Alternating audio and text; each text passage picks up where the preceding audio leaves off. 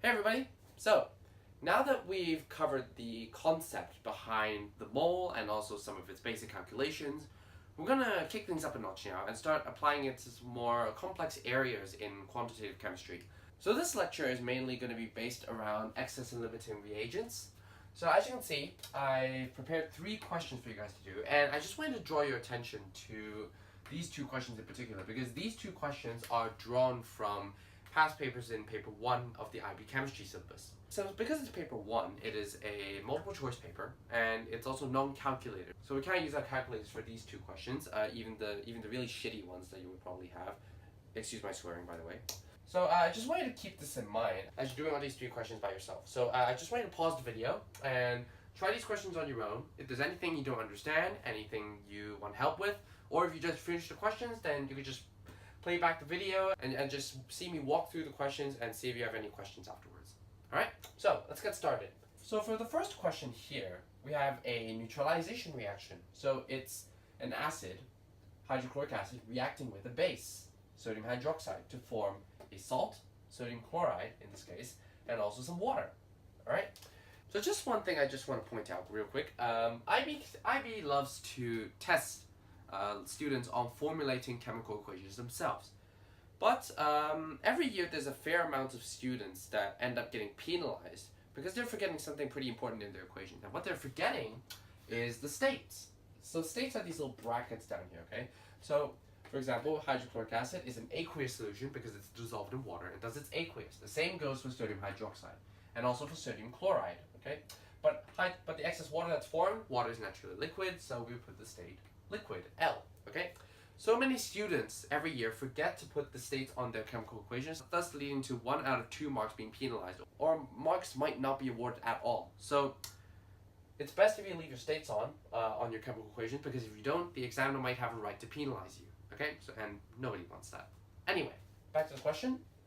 So we know that 250 cm cubed of 1 molarity. Remember, back in our previous video, we talked about 1 molarity being 1 mole per dm cubed, which is a concentration unit. So 250 cm cubed of 1 molarity, 1 mole per dm cubed of sodium hydroxide is reacted with 100 cm cubed of 2 molarity, 2 moles per dm cubed of hydrochloric acid. Now, based on these two reactants concentration and their volumes, which of these reactants is responsible for the formation of sodium chloride in this reaction? So if you recall from IGCSE, you would need to use the concepts of excess and limiting reagents, and in order to do that, you need to find the number of the moles. And since we know the concentration and volumes for both of these reactants, then the question was actually quite nice to us, because we can use our relationship here again. So concentration, volume, and number of moles of substance with this triangle here. So we know the concentration, we know the volume, so we just need to find the number of moles. So let's do it for sodium hydroxide. So firstly, we know the concentration, which is 1 molarity, or 1 mole per dm cubed, multiplied by the volume, 250 cm cubed. But because the concentration unit is moles per dm cubed, so we need to convert cm cubed to dm cubed. 250 over 1000 is equal to 0.25 dm cubed. Okay? So 0.25 dm cubed, this would be equal to 0.25 moles of sodium hydroxide. Okay?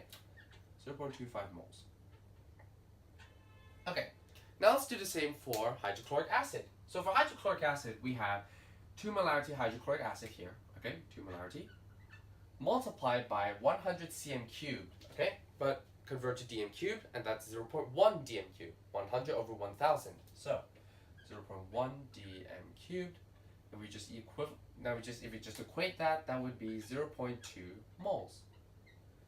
So if we look at the chemical equation now, we would see that hydrochloric acid reacts with sodium hydroxide in a mole ratio of 1 to 1, okay? If there's 0.2 moles of hydrochloric acid, it would react with 0.2 moles of sodium hydroxide such that there is no leftover reactants. But in this case, because the number of moles of sodium hydroxide is greater than the number of moles of hydrochloric acid here, because it's 0.25 moles of sodium hydroxide and 0.2 moles of hydrochloric acid only, then that means hydrochloric acid is the limiting reagent. So we're going to write this like as 0.2 is less than 0.25, HCl is limiting. Okay, HCl is limiting. Thus, thus HCl is responsible for the amount of sodium chloride formed in this reaction. I'm just not bothered to write this part down, but you get the picture. So that's basically an approach of how to identify the limiting reagent. And also at the same time, you also identify the excess reagent, which is obviously sodium hydroxide. Okay? Anyway, let's move on to this next question here. So this is a multiple choice question drawn from an IB past paper, as I said earlier. So bear in mind, strictly no calculators when you're doing this. So let's get into it. So 3 dm cubed of sulfur dioxide is reacted with 2 dm cubed of oxygen gas as per the equation below. So 2SO2 plus O2 equals to 2SO3 or sulfur trioxide.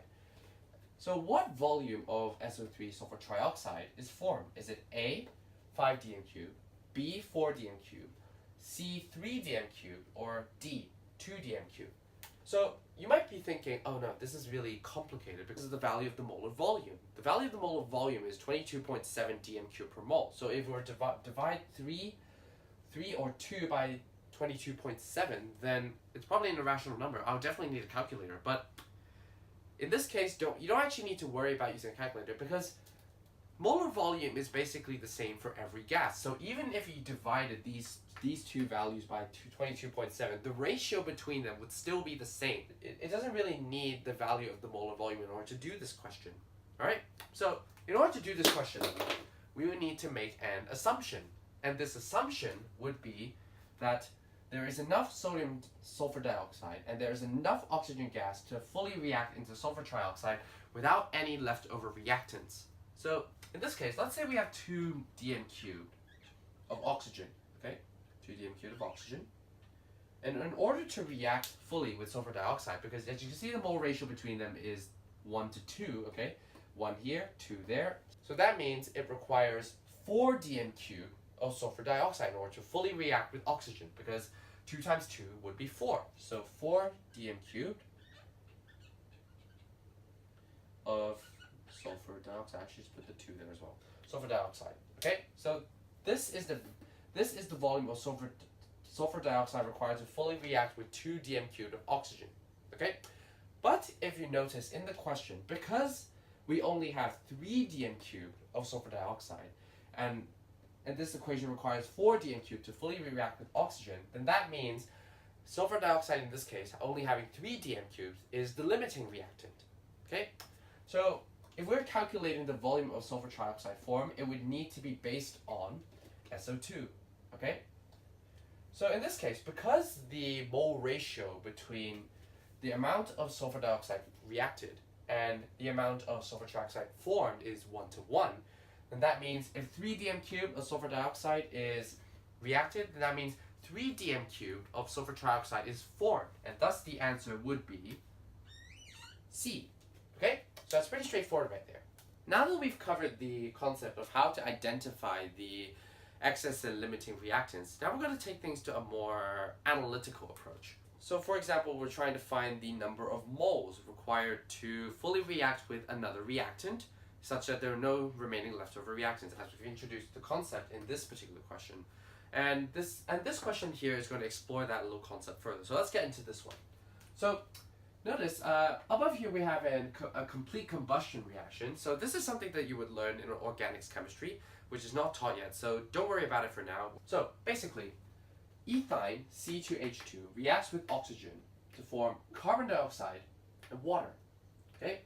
So the question here is asking, what volume of oxygen gas is required to react with 0.4 dm cubed of ethyne with no leftover reactants? Okay, so is it A, 0.4 dm cubed, B, 0.8 dm cubed, C, 1 dm cubed, or D, 2 dm cubed? So how will we solve this? So if we notice that there is 0.4 dm cubed of ethyne in this reaction, okay, so if we just have a look at 0.4 dm cubed, if we divide that by 2, that would be equal to 0.2 dm cubed. Alright?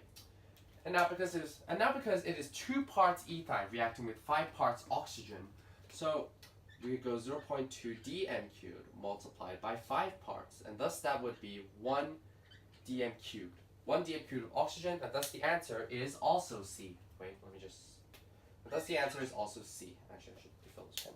So as you can see, once we understand the concept behind excess and limiting reactants, it becomes quite easy to do this question. So that's basically it for excess and limiting reactants. So in the next video, we're going to be covering something a little more complex of water of crystallization. I'll see you guys next time.